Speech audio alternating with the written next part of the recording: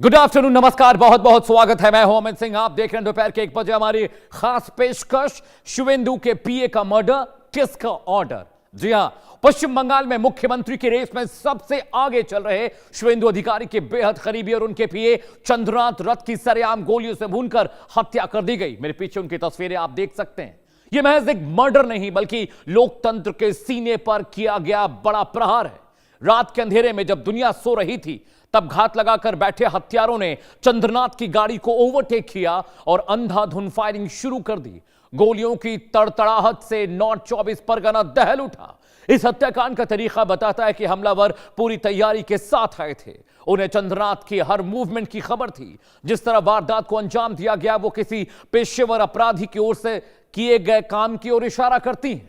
Police ने इस मामले में शक के आधार पर अभी 3 लोगों को हिरासत में लिया है, लेकिन सवाल है कि आखिर हत्यारे कौन थे? क्या उन्हें पहले से रूट की जानकारी थी? क्या यह पूरी वारदात रेकी के बाद अंजाम दी गई? और आखिर क्यों बंगाल में हर बड़ा राजनीतिक टकराव अब खूनी मोड़ ले रहा है? रक्त चरित्र क्यों दिखाई दे रहा है? इस हत्याकांड की हर परत खोलेंगे, बताएंगे कि कैसे इस हमले ने बंगाल की राजनीति को और ज्यादा विस्फोटक बना दिया है। लेकिन दर्शकों, इससे पहले प्रतिक्रियाएं सुनिए। शुवेंदु अधिकारी क्या कह रहे हैं, सबसे पहले वो आपको सुनाते हैं। हिंसा का कोई जगह समाज में नहीं होना चाहिए। हम लोग समाज में बहुत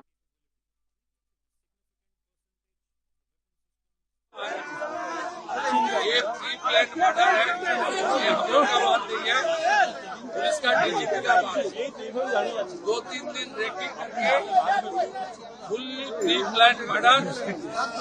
पुलिस ने इन्वेस्टिगेशन चालू किया।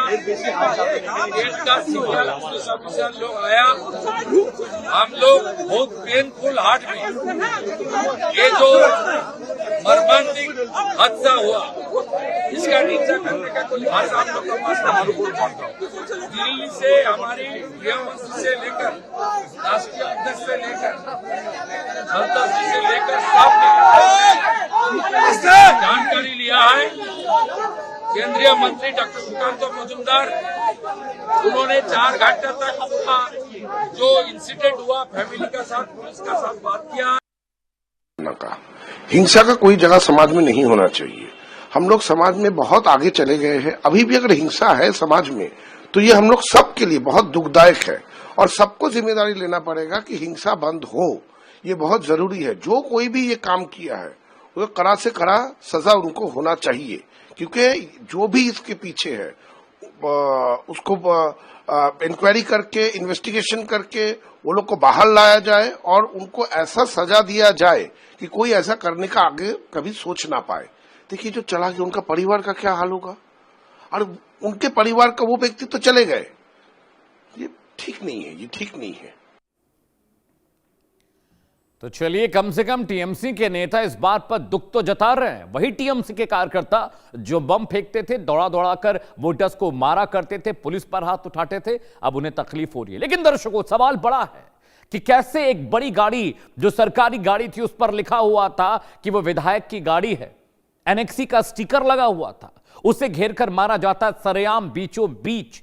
और ये सब कुछ देखकर प्राइमा फेसी लगता है कि यह हमला प्लान था। ग्राफिक के जरिए आपको पूरी घटना, पूरी वारदात से रूबरू कराएंगे। सबसे पहले जानिए हमलावरों ने यह साजिश कैसे रची ग्राफिक्स के जरिए, उसके बाद हम आगे बढ़ेंगे। जी हां, रात 10:30 बजे चंद्रनाथ कार से अपने घर लौट रहे थे अपना काम निपटाकर, तभी रास्ते में यह वारदात हुई है। जी हां, वारदात की टाइमलाइन आपको बता रहे हैं। हमलावरों ने काफी देर तक चंद्रनाथ की कार का पीछा किया, कंफर्म करने के लिए, रूट कंफर्म करने के लिए, उनके वेयरअबाउट्स जानने के लिए। जी हां, उसके बाद जब हमलावरों ने रूट कंफर्म किया, उसके बाद कार को ओवरटेक कर हमलावरों ने चंद्रनाथ का रास्ता रुकवाया।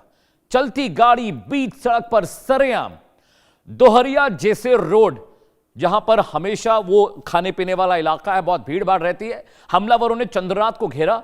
ड्राइवर ने जैसे ही कार धीमी की, ताबड़तोड़ फायरिंग शुरू कर दी गई। चंद्रनाथ को पहले घेरा गया जेसुर रोड पर, और जैसे ही गाड़ी रुकी, ड्राइवर ने जैसे ही गाड़ी धीमी की, हमलावरों ने ताबड़तोड़ फायरिंग शुरू कर दी। बड़ा सवाल, हमलावर ने गाड़ी रोकी क्यों? राह चलते अचानक बाइकर्स अगर गाड़ी रोक रहे हैं तो सुरक्षा व्यवस्था तो यही कहती है कि गाड़ी नहीं रोकनी चाहिए। हमलावरों ने पहले विंडशील्ड पर फायरिंग की, फिर आगे की सीट पर बैठे चंद्रनाथ को निशाना बनाया। गोलियां गाड़ी के शीशे को भेदती हुई चंद्रनाथ और ड्राइवर को लगी। फायरिंग के बाद हमलावर बाइक से फरार होकर कार वहीं छोड़ दी। पीए चंद्रनाथ के सिर और छाती और पेट में 4 गोलियां लगी हैं। कुछ गोलियां पॉइंट ब्लैंक रेंज से मारी गईं। डॉक्टर्स ने जांच के बाद चंद्रनाथ को मृत घोषित कर दिया। जब वो अस्पताल पहुंचे तब तक उनकी मौत हो चुकी थी। घटनास्थल से जिंदा कारतूस और खाली खोखे बरामद हुए हैं। मौके से चंद्रनाथ का रास्ता रोकने वाली कार भी जब्त हुई है।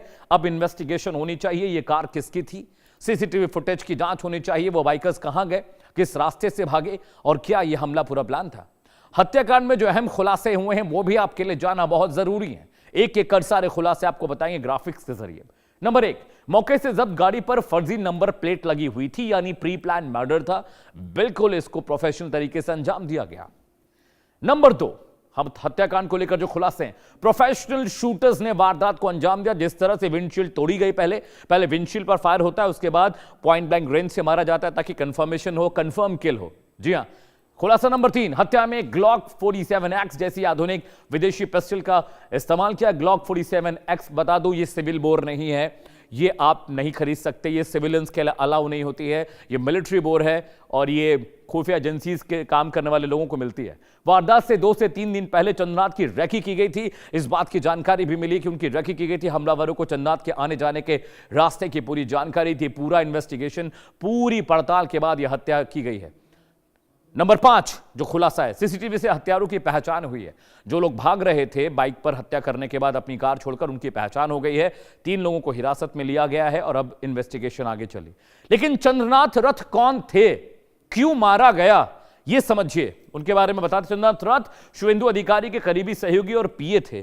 क्या गुस्सा निकाला है टीएमसी के कार्यकर्ताओं ने उनके ऊपर? पहले भारतीय वायुसेना में कार्यरत रहे, पहले इंडियन एयरफोर्स में काम किया करते थे वो रथ साहब। उसके बाद उन्होंने बतौर पीए शुवेंदु अधिकारी को ज्वाइन किया। नौकरी छोड़कर राजनीति में एक्टिव हुए। बंगाल चुनाव में भवानीपुर सीट पर निभाई अहम भूमिका। भवानीपुर सीट वही सीट जहां पर 15,000 से ज्यादा वोटों से ममता बनर्जी की हार हुई। वही भवानीपुर सीट जो उनका गृह विधायक वाला इलाका है, गृह उनका इलाका है, कॉन्स्टिट्यूएंसी जहां से वो हारी है, वहां पर काम कर रहे थे। तो क्या किसी ने दुश्मनी निकाली है? हार की खीज उनसे बदले के रूप में ली गई है? आगे बढ़ते हैं।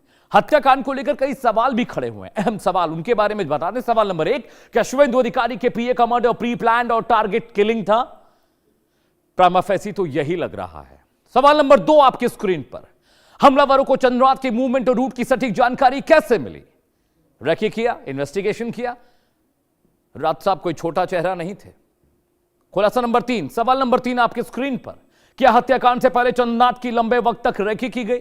इन्वेस्टिगेशन में ये बातें समझ में आ रही हैं कि रेकी हुई थी। सवाल नंबर 4 आपकी स्क्रीन पर दर्शकों, चंद्रनाथ के हत्यारे को मौके से फरार होने में किसने मदद की? यह बड़ा सवाल है। बंगाल का रक्त चरित्र हम डिस्कस कर रहे हैं। सवाल नंबर 5 आपकी स्क्रीन पर दर्शकों आने जा रहा है, क्या यह हत्या बंगाल की मौजूदा राजनीतिक हिंसा और सत्ता संघर्ष से जुड़ा हुआ है? आपको क्या लगता है? क्या यह सत्ता का संघर्ष था जिसका शिकार शुवेंदु अधिकारी के पीए हो गए? क्या यह टीएमसी की खींच थी? ये कौन लोग थे जिन्होंने चलती राह गाड़ी रोककर उनकी हत्या की? दर्शकों, एक बड़ा पैनल मेरे साथ जुड़ रहा है। जी हां, उनके जरिए हम इस पर हम पूरे मसले पर बातचीत करेंगे। जी हां, सबसे पहले कुशल पांडे जी मेरे साथ जुड़ रहे हैं, टीएमसी के प्रवक्ता हैं, और देवजीत धार साहब जुड़ेंगे टीएमसी की ओर से, कुछ ही वक्त में मेरे साथ वो आने जा रहे हैं। सबसे पहले कुशल पांडे जी का रुख करते हैं, भारतीय जनता पार्टी के प्रवक्ता हैं, उनकी तरफ जाते हैं।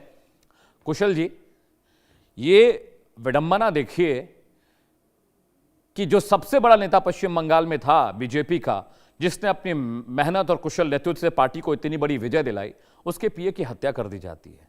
और टीएमसी के लोग फिर इस तरह के बयान देते हैं कि उन्हें दुख है, उन्हें तकलीफ है, इस मामले की सीबीआई जांच होनी चाहिए। यह बंगाल का रक्त चरित्र, क्या खींच निकाली गई है जीत की? हार की खींच निकाली है? देखिए, बंगाल का जो ये रक्त चरित्र रहा है शुरू से लेकर के, ये परिवर्तन के बाद में ये लोगों को इस तरह से डरा रहे हैं और बीजेपी को बदनाम किया जा रहा है कि देखो बीजेपी आया है तो किस तरह से और संतरास हो रहा है, किस तरह से और लड़ाइयां हो रही हैं। जो 4 तारीख तक बीजेपी के नहीं थे, टीएमसी का जिंदाबाद कहते थे, तो 4 तारीख को गेरुआ कलर का बिल लगा करके बीजेपी का झंडा लेकर के बीजेपी को बदनाम करने के लिए तृणमूल कांग्रेस के कार्यकर्ता को मार रहे हैं, उनके ऑफिसों को तोड़ रहे हैं, रास्ता में उतर करके बदतमीजी कर रहे हैं। और जिस तरह से कल रात जो घटना घटा है शुभेंदु दास जी के सहयोगी पीए के साथ में, तो ये देखिए ये एकदम दर्दनाक घटना कल पूरे भाजपा कार्यकर्ता और प्लस पूरे बंगाल की जनता को झकझोर करके रख दिया कि जो एक सबसे लोकप्रिय नेता पश्चिम बंगाल के, उनके सहयोगी उनके साथ में जो हर वक्त उनकी परछाई की तरह रहते थे, उनके कामों को देखा है, किस तरह से चुनाव लड़ेंगे दादा, कहाँ प्रचार करेंगे, कहाँ दादा को जाकर के मीटिंग करना है, कहाँ दादा का सभा होगा, ये सारा काम देखते थे, चंद्रोदा देखते थे। हम लोगों से भी बहुत अच्छा संपर्क था, हम लोग को भी कल से बहुत ज्यादा तकलीफ है कि हर वक्त जो चंद्रोदा का साथ सहयोग मिलता था, तो इस तरह के गुंडागर्दी देखिए ये अपने आप को मतलब बर्दाश्त नहीं कर पा रहे अभिषेक बनर्जी और ममता बनर्जी और उनके गुंडे कि हम सत्ता से चले गए, सत्ता से बंगाल की जनता हमारी विदाई कर दी, अब हमारा क्या होगा। जो हम लोग रास्ते पे चलते थे, गुंडागर्दी करते थे, वसूली करते थे, मारपीट करते थे, वो अब क्या होगा उस चीज का लेकर के। तो यही चीज का यही कारण रहा है कि चंद्रोदा का मर्डर किया गया, चंद्रोदा को मारा गया शुभेंदु दा को कमजोर करने के लिए, डराने के लिए। लेकिन देखिए बंगाल की जनता पहले ही जग चुकी थी और बंगाल में भाजपा की सरकार लाई। ये जो भी इनके हत्यारे हैं, मैं कल भी चैनल पे रात को जुड़ा था, मैं बोल रहा हूँ कि अगर वो पाताल में भी छुपा होगा ना, उसे निकाल करके बंगाल पुलिस हो, सीबीआई हो, सीआईडी हो, फोर्स हो, उसे पाताल से निकाल करके उसको बाहर करेगी, जनता के सामने लेकर के आएगी और पर्दाफाश करेगी कि उनके मर्डर में किनका हाथ रहा, अभिषेक बनर्जी का हाथ है कि ममता बनर्जी का हाथ है कि किन नेताओं का हाथ है। ये सबके सामने में आने वाला है बहुत जल्दी। बिल्कुल आप सही कह रहे हैं कि इन्वेस्टिगेशन होनी चाहिए, जांच पड़ताल बहुत ज़रूरी है। देवजीत धार मेरे साथ हैं, टीएमसी के सपोर्ट हैं। देवजीत, जिस तरीके से कई इलाकों में बीजेपी कार्यकर्ताओं के साथ मारपीट की गई, टीएमसी को इतनी बड़ी हार पश्चिम बंगाल में मिली है और पिछले 15 सालों का इतिहास रहा है कि टीएमसी के कार्यकर्ता हिंदुओं पर जिस तरह से अत्याचार कर रहे थे, वहाँ पर मंदिरों को तोड़ा जा रहा था, रामनवमी के मौके पर जुलूस निकालना पे प्रतिबंध था, दुर्गा पूजा में दिक्कतें आ रही थीं। अब क्या ये जो भी लोग हैं जिन्होंने हमला किया है, क्या वो हार की खींच निकाल रहे हैं? क्या इतने बड़े पैमाने पर बीजेपी जीत कर आई है और सुपड़ा साफ हो गया टीएमसी का, तो क्या बदला ले? ये किस तरह की राजनीति है? कौन लोग हैं ये लोग जो शुभेंदु अधिकारी को, पीए को मार रहे हैं? किसको फायदा होगा उनको मारने से? नमस्कार जी। मैं आप लोगों को एक बात बोलना चाहता हूँ, जो ये घटना किया है, घटना का जो विक्टिम होगा, मैं उनके लिए बहुत दुख प्रकट कर रहा हूँ, ठीक है।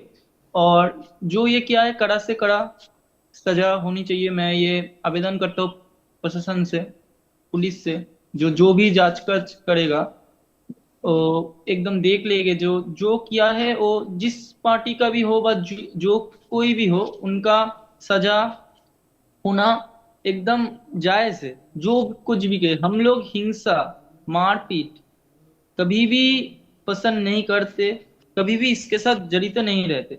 इसलिए बंगाल हर वक्त शांतिप्रिय एक राज्य है। हम लोग यही कोशिश करेंगे और सबको यही बोलेंगे, जो ये इस घटना के साथ जड़ित है, उनको कड़ी से कड़ी सजा होनी चाहिए। और मैं शुभेंदु दा का जो पीए का खून हुआ है, उसके लिए बहुत शोकाहत हूँ और दुखित हूँ। इसलिए सबको बोल रहा हूँ, जो प्रशासन है, पुलिस है, कार्रवाई कीजिए और जो दोषी है उसका कड़ी से कड़ी सजा हो, यही मैं चाहता हूँ।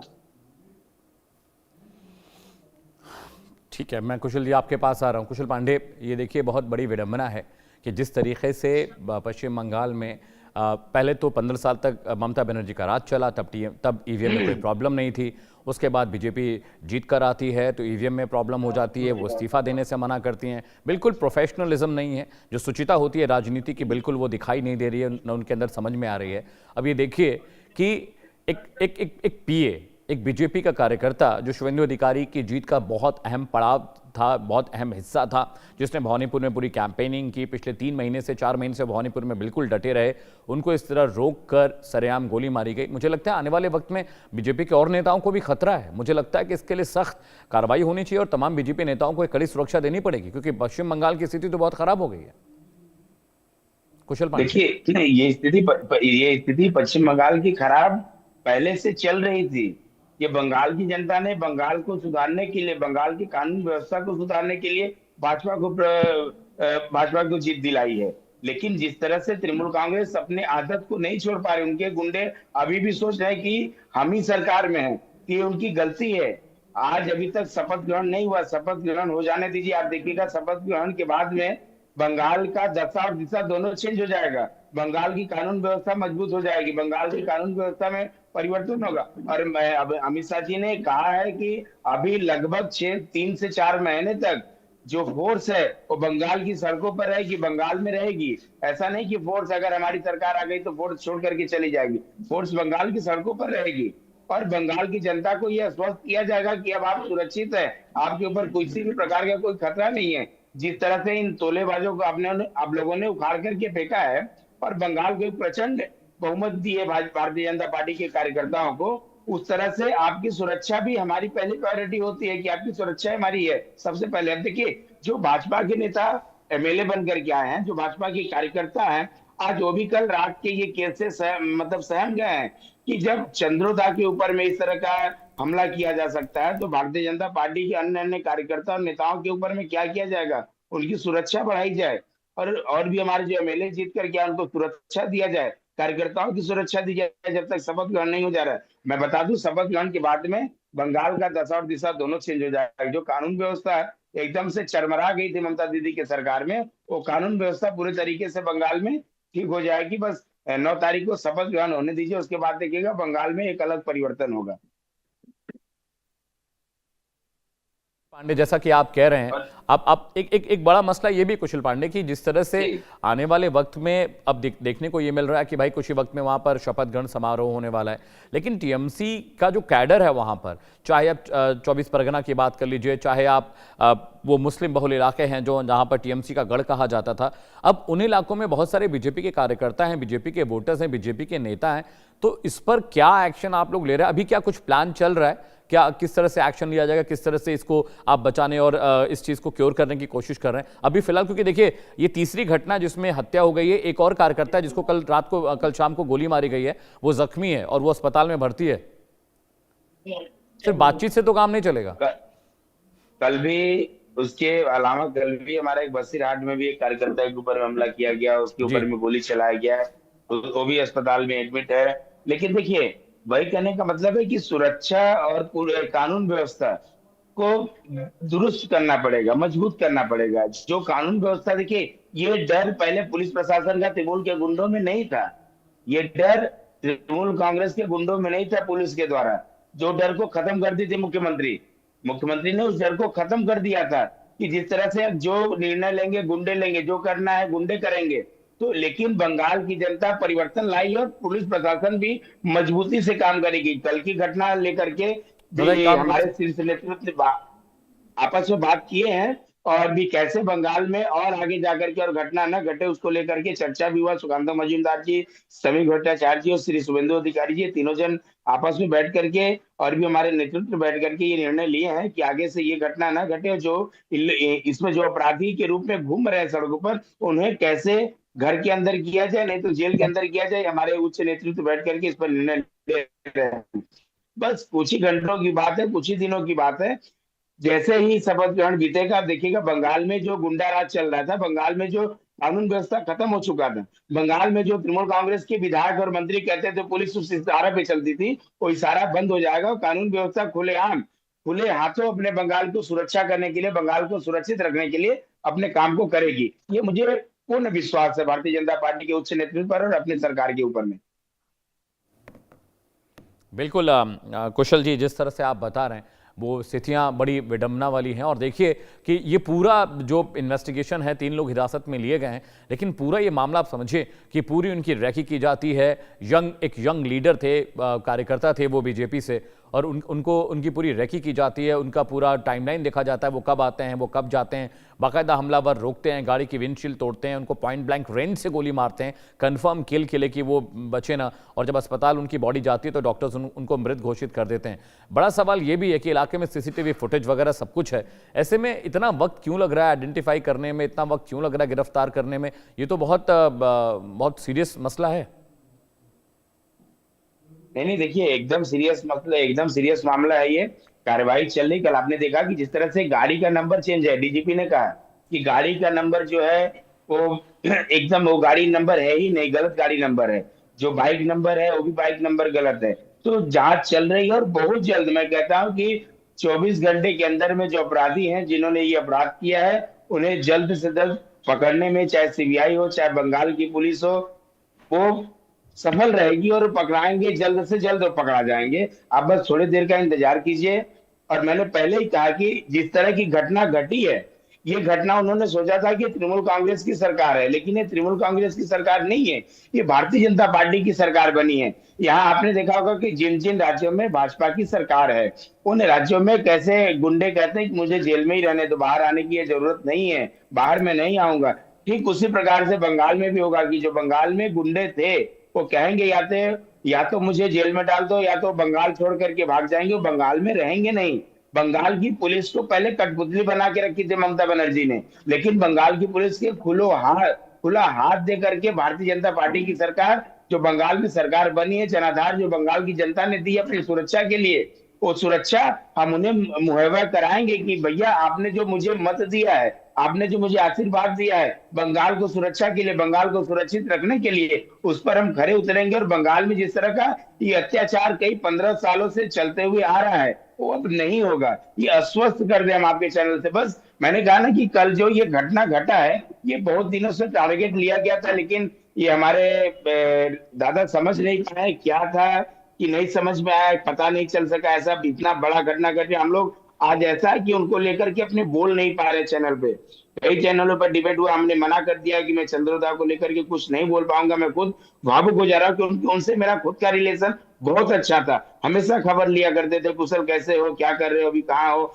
दादा यहाँ जा रहे हैं, यहाँ पर आना है, दादा यहाँ पर जा रहे हैं। तो इस तरह का उनके साथ में परछाई की तरह दादा के साथ में चंद्रोदा हमेशा रहते थे। उनके जो ऐसा अपराध किए हैं जो इस साजिश के पीछे में है, मैं आपको बता दूं कि अगर वो पाताल में भी छुपे होंगे ना, उन्हें निकाला जाएगा और उन्हें सजा दी जाएगी। ये या तो एनकाउंटर होगा या तो फांसी होगा, दोनों में से एक होगा, उसके अलावा कुछ भी नहीं होगा। उन्हें माफी नहीं मिलेगी, वो जेल में सजा नहीं काटेंगे, या तो एनकाउंटर या तो फांसी जल्द से जल्द। और दूसरा कोई मतलब ये नहीं कि जेल में डाल दो 2 साल 3 साल 6 महीने, ऐसा कुछ नहीं होगा। बहुत सीरियस मसला है और मुझे लगता है